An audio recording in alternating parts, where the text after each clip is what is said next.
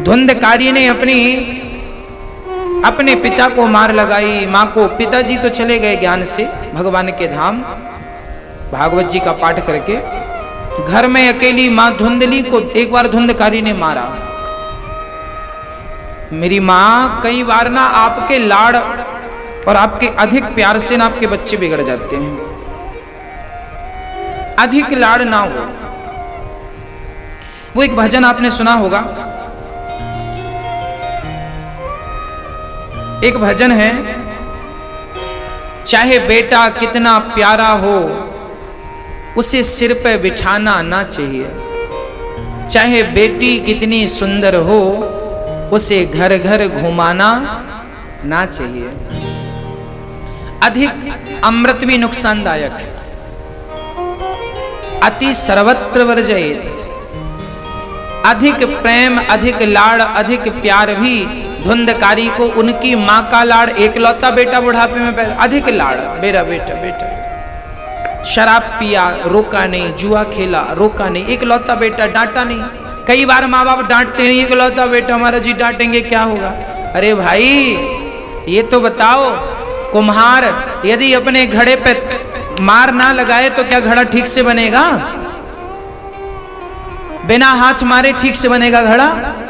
घड़ा बनाने के लिए ना कुम्हार को भी थापी मारनी पड़ती है, ऐसे ऐसे ऐसे मारना पड़ता है। एक हाथ तो अंदर से रहता है, बाहर से ऐसे ऐसे मारना पड़ता है। हाँ जी, अंदर से तो प्यार करो बच्चों से, बाहर से जरूरी है। ये भी एक संस्कार है। जरूरत पड़ने पर नहीं मारोगे।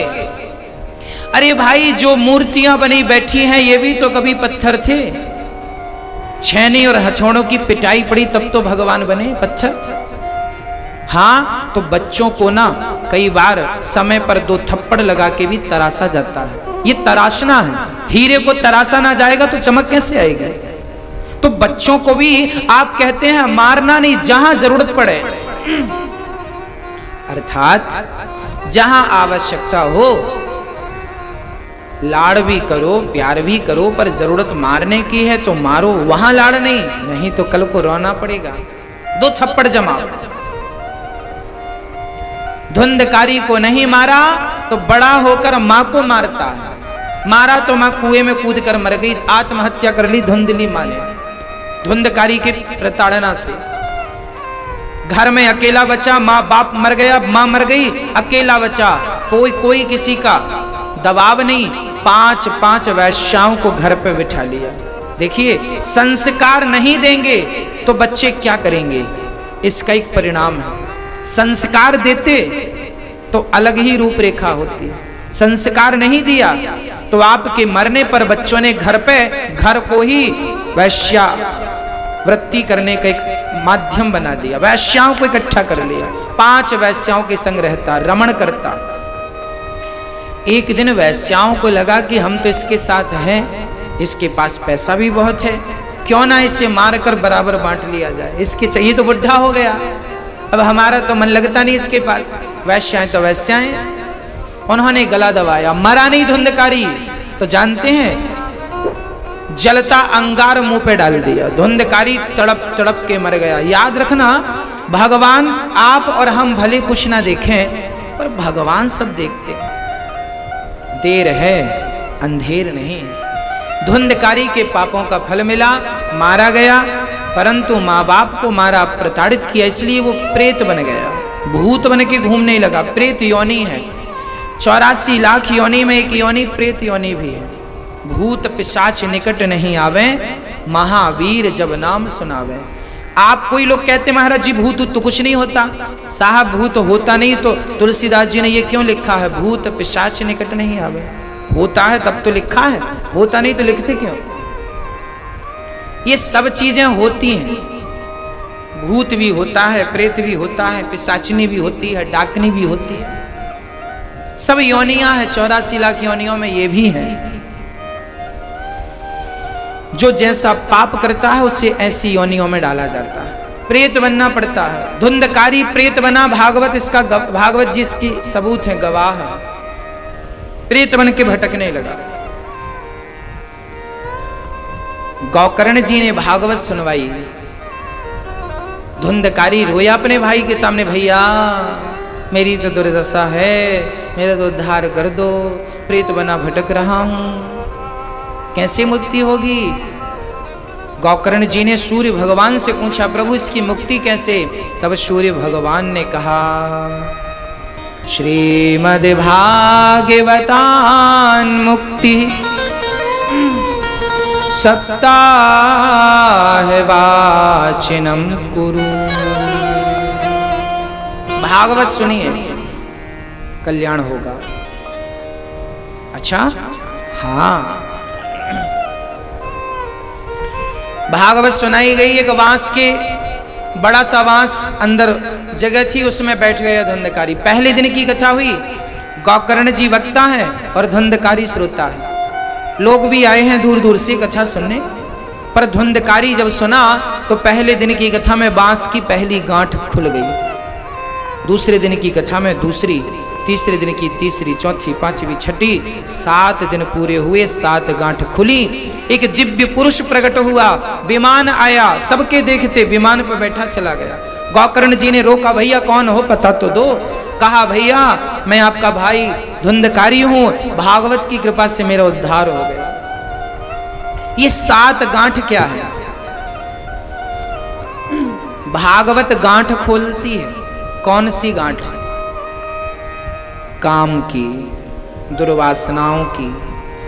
अच्छा, कथा सुनने के बाद भी आपका क्रोध शांत नहीं हुआ, कथा सुनने के बाद भी अहंकार नहीं मिटा, लोभ नहीं मिटा, बुराइयां नहीं गईं, तो कथा सुनने का क्या अर्थ है? हाँ, धुंधकारी प्रत्यक्ष उदाहरण है। भागवत से मुक्ति हो गई, विमान आया, चले गए। अर्थात भागवत जिंदा को नहीं, मरा हुआ व्यक्ति भी श्रद्धा पूर्वक यदि इसमें चित्त लगाए तो उसका भी उद्धार हो जाता है। अब प्रश्न ये खड़ा हुआ कि भागवत तो हम भी सुन रहे हैं, हम सब भी, हमारे लिए तो विमान नहीं आता, उनके लिए क्यों आया? तो बताए कि धुंधकारी ने 7 दिन तक एक ही आसन पर बिना खाए बिना पिए कथा सुनी। सिर्फ सुना नहीं, उस कथा को चित्त में उतारा और भगवान से प्रीति बढ़ाई। इतना प्रेम बढ़ा, इतना प्रेम बढ़ा कि उस प्रेम के कारण उनका उद्धार हो गया। हम प्रेम की उस चरम सीमा तक नहीं पहुंच पाते। प्रेम की वो चरम सीमा प्राप्त हो जाए, वो प्रेम कि जब प्रेम अनंत हो गया तब रोम रोम संत हो गया। वो प्रेम की प्रबलता को हम प्राप्त नहीं कर पाते, इसलिए हम उस स्थिति तक नहीं पहुंचते। धुंधकारी का उद्धार हुआ और गोकर्ण जी ने पुनः भागवत का आयोजन किया। जितने लोग अब थे, कुत्ता, बिल्ली, पशु, भागवत जी में लिखा है कि यदि उस कथा का एक शब्द किसी जीव के कान में गया, उसका भी उद्धार हुआ, विमान पर बैठ के मुक्ति हो गई। अर्थात पहले भूत प्रेत ज्यादा सुनते थे आप लोग, हम लोग, अब कम है। क्यों? क्योंकि अब कथाओं का ज्यादा शब्द लोगों तक पहुंचने लगा। अब माइक हो गए, टेक्नोलॉजी बढ़ गई, तो कथा की आवाज दूर तक जाने लगी। इससे क्या हुआ कि जितने प्रेत थे, भूत प्रेत जो रहते थे अधिकांश शमशानों में, उन सब का भी कथा सुनकर, श्लोक सुनकर उनका भी उद्धार हो गया, जैसे धुंधकारी का हुआ। धुंधकारी परम भक्त बनकर भगवान के धाम को गए। प्रहलाद जी वहां प्रकट भये और बड़े प्रेम से भगवान नाम हुआ, बड़े प्रेम से कीर्तन हुई और वहां भगवान प्रकट हो गए। बोलिए भक्त वत्सल भगवान की जय। जन्माद्यस्य यतोऽन्वयादितरतश्चार्थे सुभिज्ञः स्वराट् तेने ब्रह्म हृदय आदि कवये मुह्यन्ति यत्सूर्यः तेजो वारिमृदां यथा विनिमयो यत्र त्रिसर्गो मृषा धाम्ना स्वेन सदा निरस्तकुहकं सत्यं परं धीमहि। कल की कथा में हम सुनेंगे माँ कुंती भगवान से दुख की याचना करती है। राजा परीक्षित को 7 दिन में मरने का श्राप लगा, जिसे 7 दिन में मरना हो उसे क्या करना चाहिए? इन तमाम प्रश्नों का